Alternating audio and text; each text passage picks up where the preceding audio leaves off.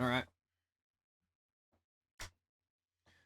Hello, YouTube. You got me, Video Game House, here once again with another deck profile video. This is the new stun lock of Perfect Order. Yes, rotation is about to hit, so we're going to be using some of these wonderful cards from Perfect Order to make a new version of stun. Some of the best decks right now that are hitting being Alakazam, Dragapult, and a lot of big evolution type decks are some of the top meta competitive and meta relevant decks as of this moment. And this one silly card stops everything. So we decided to build an entire deck around it, and it's really, really funny. So we got 3 Bronzor and 2 Bronzong. Bronzor is just kind of there because it needs to evolve into Bronzong. It doesn't really do anything special or anything that's like meta relevant, but Bronzong, however, has the 1 energy evolution jamming attack. It does 30 damage, but during your opponent's next turn, they cannot evolve any of their Pokemon from their hand. This means that cards that go around it, specifically Grand Tree or TM Evolution, which got rotated, would get around it normally. So, specifically, the only thing we're really worried about is Grand Tree. That will end up getting around Evolution Jammer. But you're really not going to see too many of those outside of maybe a Greninja list. Next up, we got Munkidori. Obviously, if we're going to be taking damage, Adrenaline Brilliant is a actual answer to remove the damage counters off of Bronzong. So even if our opponent can do damage to Bronzong, we have ways of getting rid of that damage and putting it back to our opponent's side. There are decks such as the Absol box list using Kangaskhan, Absol, and a bunch of dark energies in order to put up damage to your side and, take out your Pokemon systematically. We use 2 Girafarig and 1 Farigiraf because of Farigiraf's Armor Tail ability, which states basic EX Pokemon cannot do damage to it, so we actually do have an out to that as well. A lot of these are, don't let your opponent evolve, don't take damage, and don't get hit.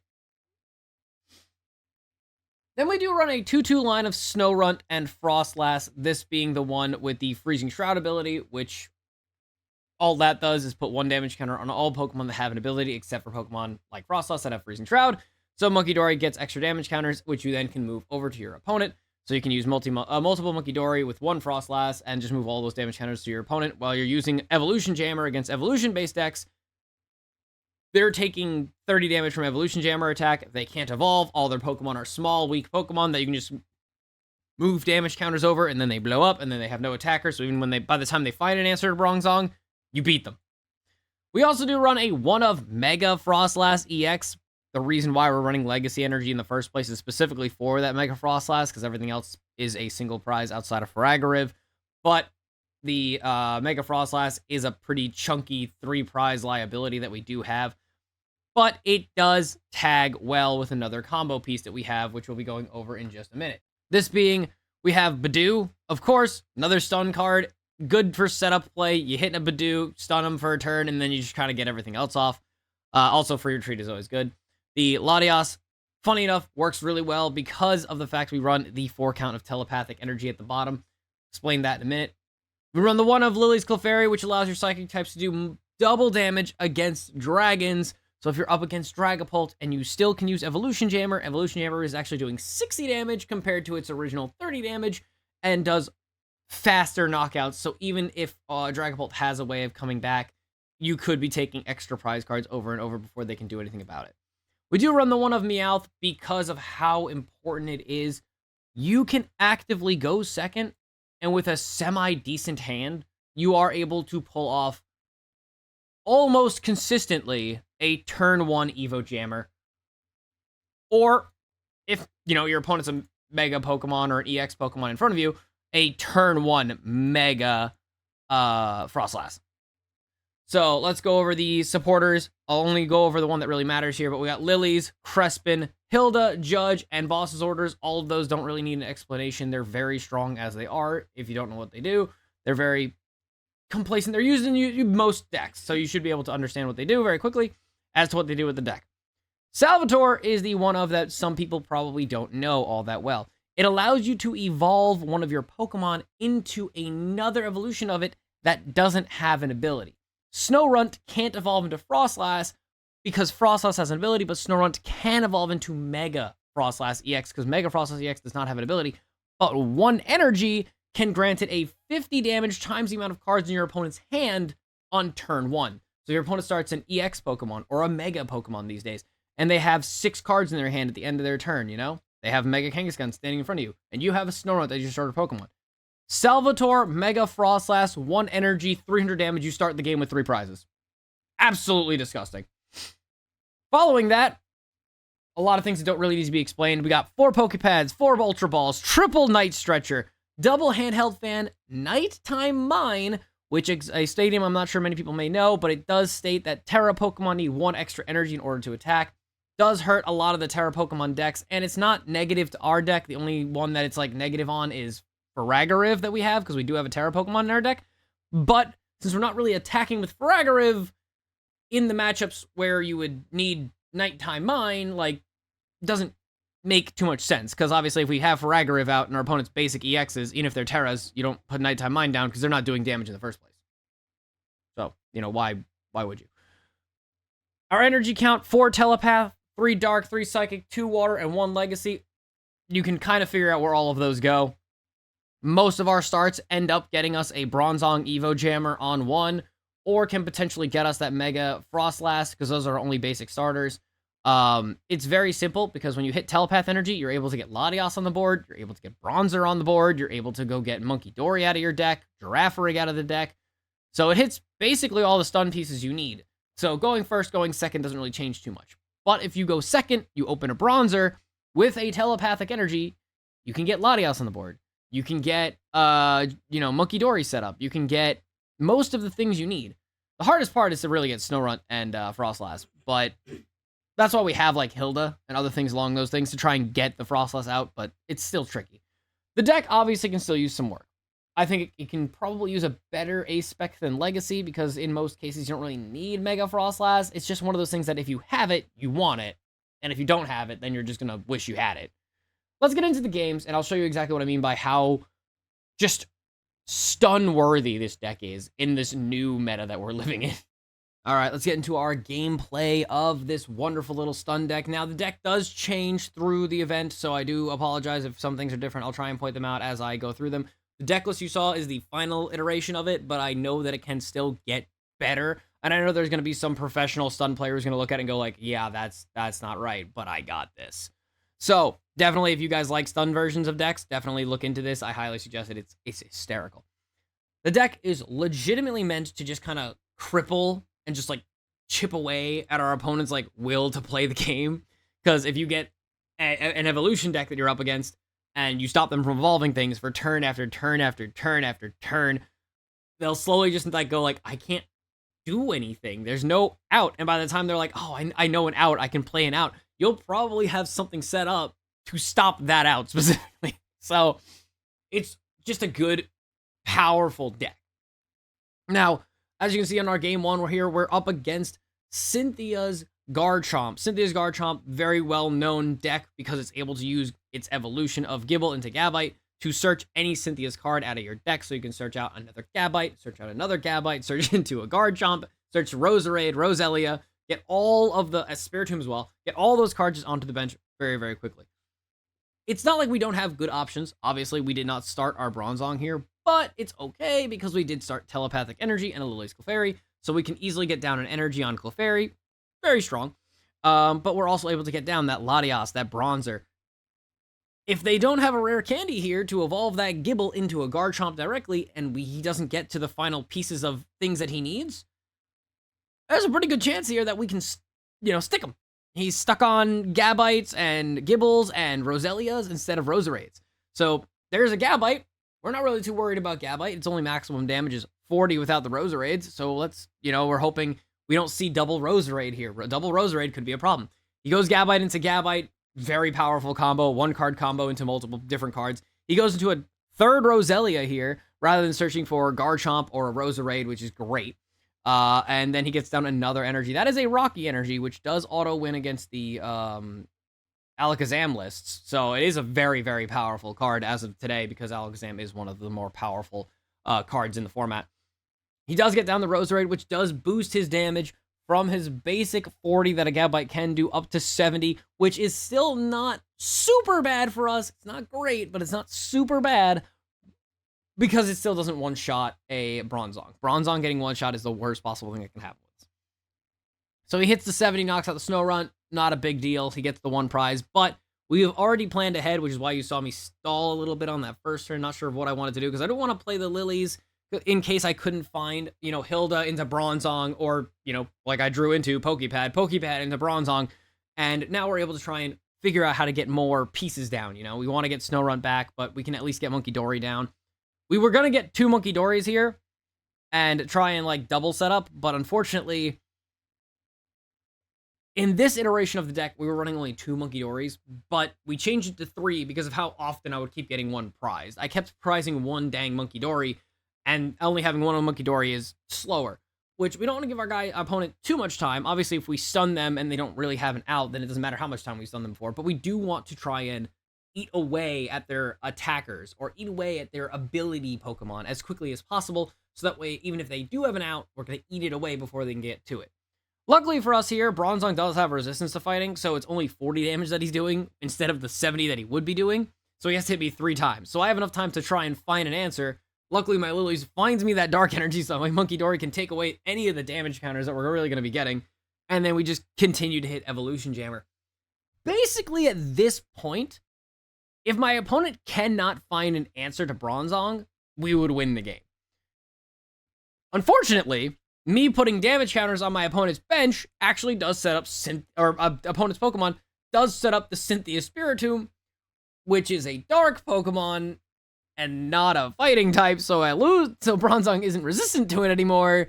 So for every damage counter that's on the bench on a Cynthia's Pokemon, Spiritomb hits for plus 10 damage, I believe. Yeah, it's 10 times, so it has 9 right there, plus the Roserade, because Roserade still affects it, and so now he's hitting for 120, which not great, to say the very least.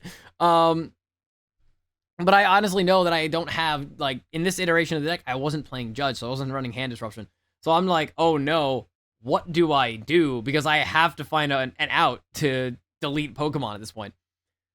Luckily, Ultra Ball does come in clutch here, because that's a Gabite, and our Jamming Tower is stopping his tool.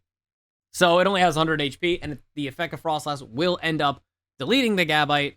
And we're also able to get a lot of different pieces down. We're just searching cards out of the deck. I probably should have went with the second Froslass, but I don't think I had another handheld or another Night Stretcher at the time, so I was unable to go get the Snorunt that I had in the discard pile. Which, if you guys saw the deck list, only 2, so I don't think I had an option to go get it.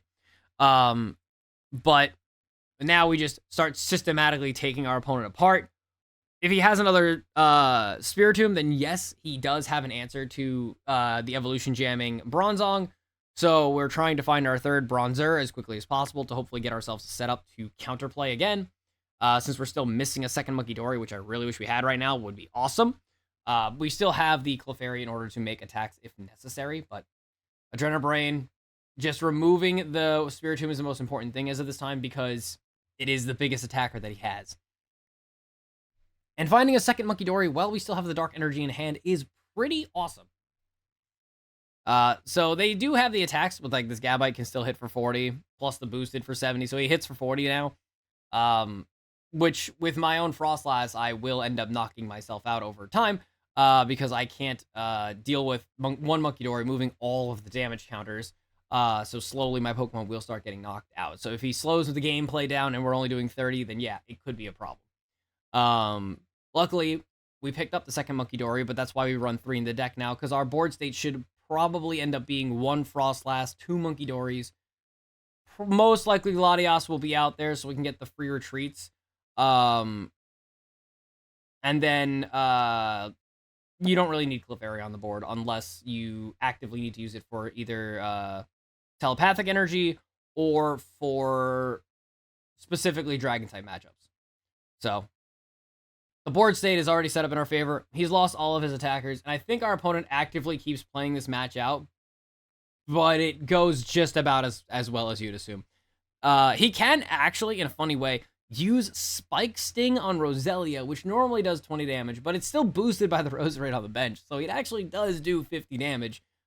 So he's actually trying to stall me out, remove the Froslass, but with double Munkidori, with Evo Jammer, with all this other stuff, there's just nothing my opponent can really do here. So we can obviously double Munkidori into the Roselia to remove the Roselia. We can even double Munkidori into the Roserade and let the Roserade get knocked out from Froslass here. We have so many different options in order to just kind of win the matchup here. Yeah, and I think this is where my opponent notices that I kind of have game, because I can just remove the damage counters off and he just concedes out. Yeah, but there was so little that my opponent could do at that point, because he couldn't. This is a tournament matchup, so I believe my opponent did say that 2 of his Gibbles were prized, so he couldn't really do anything else after that anyway. This is just a wonderful start with Latias here. We opened the Meowth, we opened a Pokepad, we opened basically everything necessary to go get the Evolution Jammer stuff. So we're just checking to see what we don't have. This was also another matchup where we didn't know what our opponent was. Like, he has Solrock in the active, but what is he gonna do with it? What is it? Is it Lucario? I assumed it was Lucario. That was my first mistake. Since I think I found out very quickly it was not Lucario. It is Risky Ruins, Munkidori, what's it called? The Ursaluna, but it's like baby Ursaluna, and Tinglu. So Tinglu has Ground Crusher, one fighting energy, which deletes the stadium you have, but it does 30 damage to all your opponent's Pokemon. And then Ursaluna is a 3 energy, does 100 damage, plus 30 more damage for every damage counter on your opponent's Pokemon. So it hits for like 3 energy, 220, but it sets itself up with this ability. We went in with a really dumb play here where we're like, but this can hit damage, and I wanted to do it. So I did, and since I had Latias, I could have went Pokepad into like something else here, but the matchup made it very difficult because he's not running anything that evolves. So we don't have Evo Jammer. Farigiraf only blocks basic EX Pokemon, so he'd still be able to punch Farigiraf in the face. And then the best attacker we had was Mega Froslass, because it has a lot of HP and can survive big hits and still set up other things.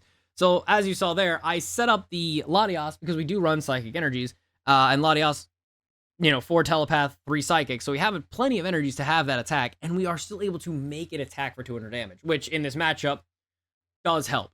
So it's a weird push comes to shove kind of moment, but we are able to use the Latias and the Mega Froslass as a single prize deck attackers that have a hard time to deal with this deck. If anyone can think of a good way out to deal with single prize Pokemon with this deck, feel free to let me know. It is not easy, I gotta say. It's tough. It's not impossible. It's just tough.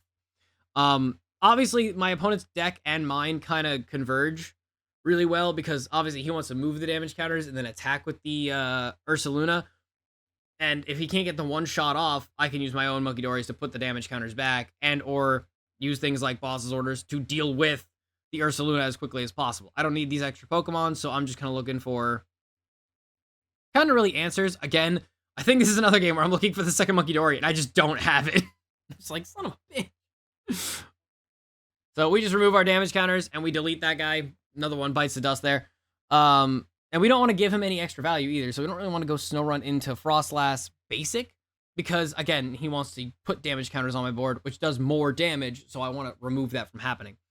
His deck was very combo-oriented, which allowed him to go get, Pokepad into the Ursaluna, into Energy Retrieval, which got him an Ursaluna with 2 energies on it. All he needs is a manual attach, and he's got a Munkidori right there with a Air Balloon. I run 2 jamming towers at this point in this deck, and I could not find them for the life of me.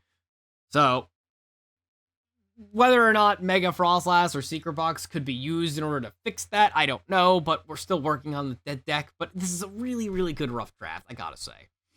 Again, we do the same thing we did last time. Our opponent hits us for a bunch of damage. Nothing I can do to remove all that damage. I would have if it was possible, but I obviously can't. And so we're just gonna start setting up other Pokemon if we can. We might have to go into the Snorunt play, so I think we do end up doing a lot of these things. I believe that's our our 4th prize card. So we're ahead 4 prize cards to 0, and we just gotta take out 2 KOs, which doesn't seem super awful. Lana's does get him his Ursaluna plus 2 energy throws one away, draws 2, gets another energy back with the Night Stretcher. So he's able to get his energies and get his Pokemon back up there to take out my Mega. But it's not as though we don't have answers. And then he puts damage counters on the wrong Pokemon, which I find funny too. Because there's like no reason to put more Pokemon energy down because Munkidori can then move it somewhere else to make it more effective. So luckily we also do have the Crispin. We take 2 energies, so we still have 1 of each energy. So if we have another Crispin that we can pull up later, we're able to use that. We don't want to give our opponent more damage counters, of course. So we just kind of like move things around. We find another Munkidori, which is pretty solid. He only has 1 Munkidori with 1 Dark Energy, and the Ursaluna still needs a manual attach in order to get it going, or a tool attach, I suppose. There's my jamming tower, by the way.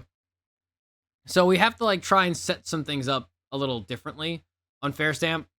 Funny enough, actually, though, telepathic and jamming show up. So we can get rid of the stadium, and we can go telepath and get a Munkidori to start attacking as well if need be. Unfortunately, because of unfair stamp, random cards, he does not get what he needs, so he just puts damage counters down. I can't attack because Eon Blade's effect of Latias says that it can't attack next turn. And then my opponent switches my Pokemon in for me and lets me get an attack off. I don't know what happened there. I assume he gave up there, or maybe he just didn't read Eon Blade, so because no one really attacks with it, to be honest. All right, and we're into our last match of the night. As we were playing this game, we were playing ladder matches too. So this one is a ladder match, not a tournament match. So we did edit the deck a little bit and brought it to ladder to see what happens. My opponent opens Fan Rotom Triple Dunsparce into Buddy Buddy Double Abra, and then I'm like, wait, he's using Teleporter Abra. That's not the right Abra. Because specifically, Froslass is a thing. And Froslass eats Teleporter Abra for at least 2 damage counters before it can even evolve. So if there's one on there, your opponent's basically just giving up Abras. So we know he's playing an evolution deck, so we go in with Munkidori into the special energy and Latias so we can retreat the Munkidori for free, and then bring up Bronzor next turn because we have Hilda Psychic in our hand already, so we can get Bronzong. This is my opponent's only turn to draw cards and effectively evolve things. Because once I get Bronzong down, it's over. Like, I'm just going to sit there on it and just go, what are you going to do about it? My opponent does get Dawn, so we know he has a Alakazam in hand, but he's already evolved 1 Kadabra. So he only has 1 Abra with an energy on it that can evolve using a rare candy specifically this turn. If my opponent knows what Evolution Jammer does, which some people don't, if my opponent knows what Evolution Jammer does, what they're trying to do right now is draw as many cards as physically possible so that way they can try to find a rare candy to evolve an Abra, because that's their only attacker they're going to have, and they have to find a way to deal with Bronzong. It's the only way. Which is another reason why I added Judge to the deck, because I think after this match, I did it right before. And boom, boom, we get Telepath, so we can get more basic stuff to the bench, like another Bronzor. I believe I went with Bronzor. If I didn't, I should have. Yeah, there we go. Because now we're just setting up. Boom, and we're done. Now we have another Bronzor, we have an energy, we have Judge, so like we do have some options here. Like I said, the hardest thing to get out of the deck would be a Snorunt, sorry, to get Snorunt to evolve into Froslass, just so we can start setting up the Munkidori damage. But the telepathic energy does help you get Munkidoris, Bronzor, and Latias all out very, very quickly. It's so 1-card combo heavy, it's hysterical. So my opponent finds an answer very quickly. He uses his second Crushing Hammer, which apparently he just happens to have. And we're expecting our Bronzong to die here, so it does kind of suck. We just go with the Evo Jammer, because now my opponent's Fan Rotom has 10 HP left. We have Night Stretcher and Psychic in hand, so even if he takes the knockout on this, if he does nothing with his turn, big nothing burger here, it gives us time to go Night Stretcher, bring back our Bronzong, and then energize it using our own energy and placing another Bronzong down. So now we're just set up. Salvatore, funny card by the way, can evolve Bronzor into Bronzong if need be, so we have a nice holder, and Night Stretcher into another Psychic Energy, so we still have another option for Evolution Jammer. So even if our opponent has answers, they can't do anything with those answers, because now we just can lock them until we get our Munkidori set up. So now if they're doing the 70 damage from Assault Landing, you move the damage counters back, and now it's like, oh, well, that's not good. It's I think it's pretty funny. It's pretty great, especially when you're up against a deck like this when they need to get to Alakazam or they need to Dunsparce in order to attack, and you just go, nah, nope, we're not letting that happen. We got Munkidori. Munkidori has an ability. Now we're going to just take that damage counters off and just start going after the Fan Rotom, because can't let that happen. We don't want to hit Lilies too quick. Sorry, we don't want to use support Salvatore, because it's not entirely necessary to kind of evolve Bronzor. And I believe that I only ran 2 Bronzong at this time. And I think the final deck has only 2 Bronzong, so you can't really use Salvatore for anything. It is funny that you can, in this game, even if every Pokemon on your board cannot evolve, you're still allowed to use Salvatore, because it doesn't say target a Pokemon, I don't think. So it just says choose a Pokemon that evolves from one of your Pokemon. But, like, technically, like, it doesn't specify you have to target a Pokemon that can't evolve. Like, it doesn't say you can't do it to a Pokemon that can't evolve. So, like, I guess the ruling in the live just allows you to search. If you guys know that ruling, let me know, because I don't know why Salvatore allows you to use it. I can definitely see myself accidentally grabbing Salvatore and doing nothing with it, but what do I know? So now we have double Munkidori set up. We got Bronzong set up. We have basically everything we need. We're just looking through the deck for more cards. Oh, there was another Bronzong in the deck. My apologies. So now I can use the Pokepad to go get Snorunt and start actually using Munkidori for more than nothing, you know? And it's over. It's all over. He can't evolve. We've gotten rid of his Fan Rotom twice. We've gotten rid of his only other attacker, which only does 30 damage. And now we have Froslass, which even has an energy for retreat, because Froslass and Mega Froslass being the only 2 Pokemon in the deck that don't have a free retreat that your opponent wants to bring in. You know, obviously they want to bring in the Froslass. That way, you know, you have to spend the energy to retreat. And, you know, Latias doesn't allow you to do that. We don't exactly care about it too much because we want Bronzong in the active. So it doesn't matter whether or not it's in the active. We want it in the active. So they're never going to boss you into a Bronzong unless they're trying to take it out. They want to boss you out of a Bronzong. So you don't really got to worry about the evolution stall with boss's orders. So we don't really run air balloons or things like that.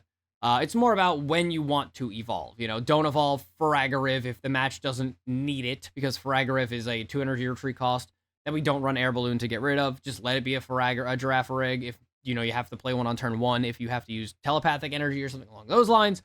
But more times than not, I could have won right there, by the way. I only have 1 prize card left. I could just move all damage counters to the active Dunsparce, and I just wasn't paying attention.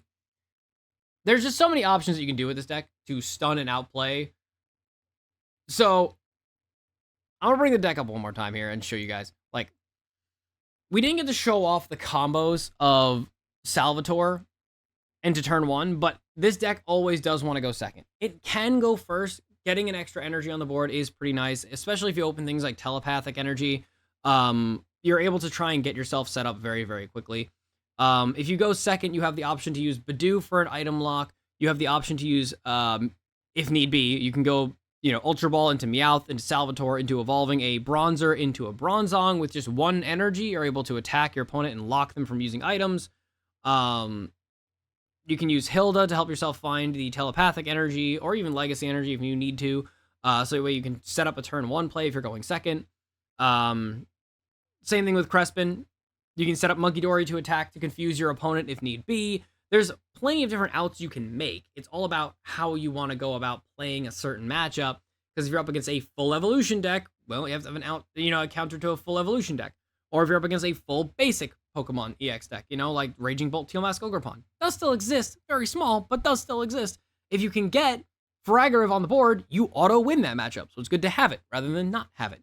Same thing with Mega Froslass. It hits really, really hard. It has a 3 prize negative, but if you have it, you can hit other Mega Evolution Pokemon and knock them out. So it's better to have it than to not have it. It'll give you some wins that you may not have gotten otherwise. I definitely think there is more construction that could be done to make this deck a little bit more consistent or a little bit stronger. We didn't even get to use the Handheld Fan, but I always thought it was a good idea, because if somebody's hitting your Bronzong, say they punch Bronzong in the face for 70 damage with Fan Rotom, then you take the energy off and put it somewhere else, and now they have to find another energy in order to attack. Or you may just end up stopping them. You know, you hit them with that, you hit them with Judge, now they have no energies in their hand and they can't attack another turn, so they have another turn to set up. So you just want to, like, stop your opponent from attacking. Same thing with Nighttime Mine. We didn't get to use it in the game because you guys saw Jamming Tower was the original stadium. but you can argue Nighttime Mine is good, Jamming Tower is good, but, you know, we took out Jamming for Handheld Fan, but if you guys want to take out Handheld Fan and Nighttime Mine to replace it with Jamming and then something else, there's plenty of options you can go around and make this deck better. I'm sure of it. So, I hope you enjoy Stun. I hope you guys make this deck just as annoying as it should be, because I guarantee you, people will get upset. And I know there are players out there who love to just play the villain of Pokemon TCG. Let me know what you guys think of the deck. Let me know if you guys would change anything in the deck. Punch it in the comments. Like the video. Subscribe to the channel. And I'll see you guys in the next video. Hasta la pasta.